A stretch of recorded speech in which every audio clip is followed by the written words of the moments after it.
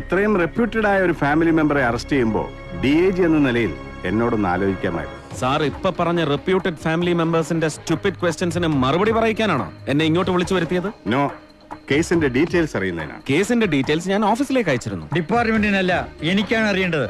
Sorry, arrest ചെയ്യപ്പെട്ട കുറ്റവാളിയുടെ തറവാട്ടിൽ ചെന്ന് കാര്യകാരണങ്ങൾ വിശദീകരിക്കണമെന്നുള്ള ഓർഡർ എന്റെ സുപ്പീരിയർ ഓഫീസേഴ്സിൽ നിന്ന് എനിക്ക് കിട്ടിയിട്ടില്ല. Mister DIG, he is insulting me. നീതിപീഠത്തിന്റെ ഉന്നത പദവിയിലിരുന്ന സുപ്രീം കോടതി ജസ്റ്റിസ് ആണ് ഇദ്ദേഹം. അന്നി താൻ എക്സ്പ്ലനേഷൻ കൊടുത്തേ പറ്റൂ. It's an order. Sir. Harish sir, Bangalore medical college സ്റ്റുഡന്റിന്റെ കൊലപാതകവുമായി ബന്ധപ്പെട്ട് കർണാടക പോലീസ് ഇഷ്യൂ ചെയ്തതാണ് അങ്ങയുടെ കൊച്ചുമകൻ അരുണിന്റെ പേരിലുള്ള ഫസ്റ്റ് വാറന്റ്. കൊല്ലപ്പെട്ട സ്റ്റുഡന്റിന്റെ ശരീരഭാഗങ്ങൾ 3 സംസ്ഥാനങ്ങളിൽ നിന്നാണ് കണ്ടെടുത്തത്. തല ബാംഗ്ലൂർ, ഉടൽ കോയമ്പത്തൂർ, കൈകാലുകൾ ഇവിടുത്തെ തോപ്പുംപടി പാലത്തിനടിയിൽ നിന്ന്.